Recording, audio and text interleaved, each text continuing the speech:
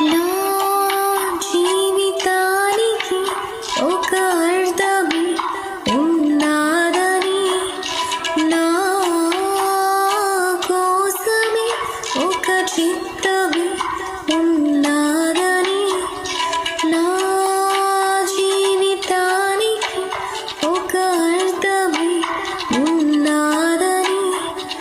నా కోసమే ఒక చిత్త